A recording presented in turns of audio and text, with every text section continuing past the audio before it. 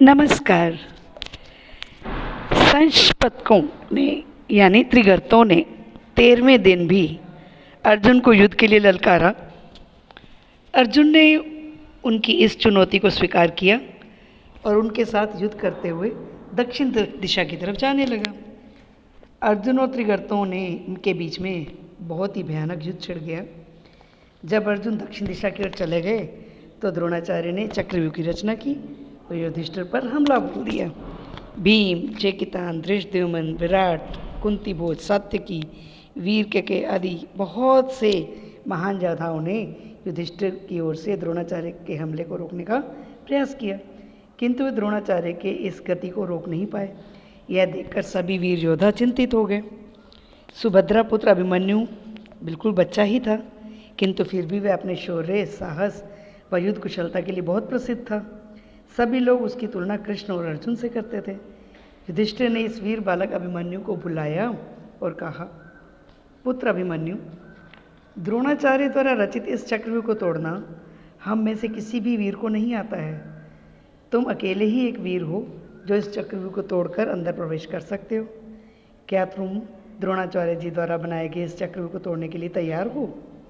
यह सुनकर अभिमन्यु ने कहा, महाराज, इस चक्रव्यूह में प्रवेश करना मेरे लिए मुश्किल नहीं है, परंतु अगर प्रवेश करने के बाद कोई विपत्ति आई तो इस चक्रव्यूह से बाहर निकलने का मार्ग मुझे याद नहीं है।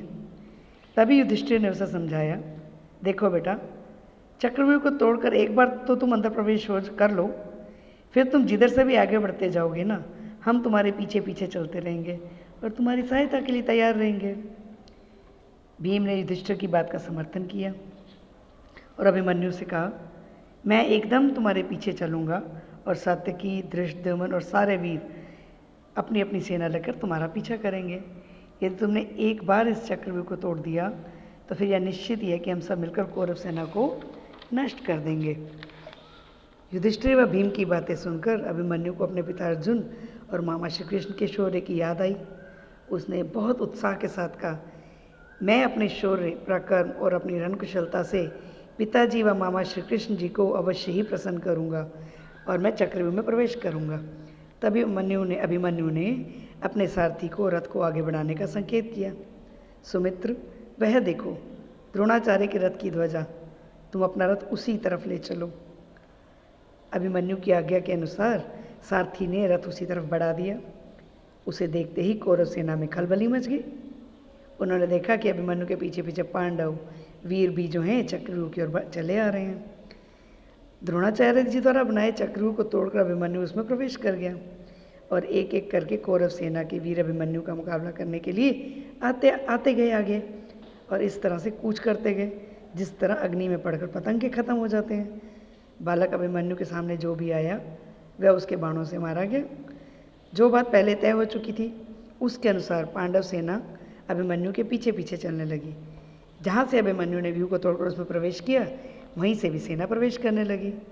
किंतु तभी सिंधु नरेश जयद्रथ, जो बहुत ही प्रकर्मी थे और धृतराष्ट्र के दामाद थे, उसने अपनी सेना के साथ पांडवों की सेना पर धावा बोल दिया। जयद्रथ ने बहुत ही बहादुरी व कुशलता से सही समय पर आकर चक्रव्यूह की टूटी हुई किलेबंदी को पूरा करके मजबूती से फिर जोड़ दिया, जिससे पांडव सेना व्यूह में प्रवेश नहीं कर सकी।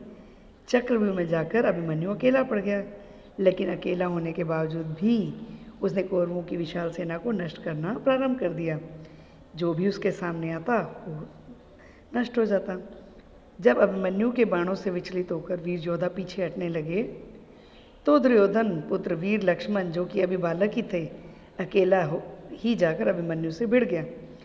किंतु भाले की चोट से वह तुरंत ही गिर पड़ा और उसकी मृत्यु हो गई।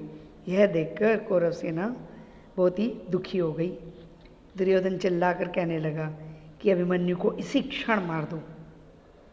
तभी अश्वत्थामा, द्रोण, बृहद्बल, कृतवर्मा आदि 6 वीरों ने अभिमन्यु को घेर लिया।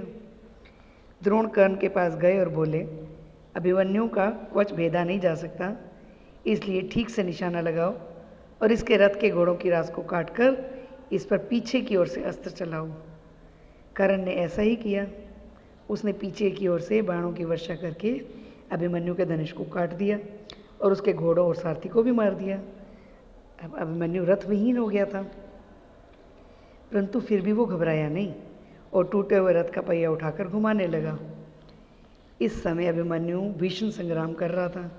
यह देखकर पूरी कौरव सेना ने एक साथ उस पर धावा बोल दिया, जिससे उसके हाथ का पहिया टुकड़े टुकड़े हो गया।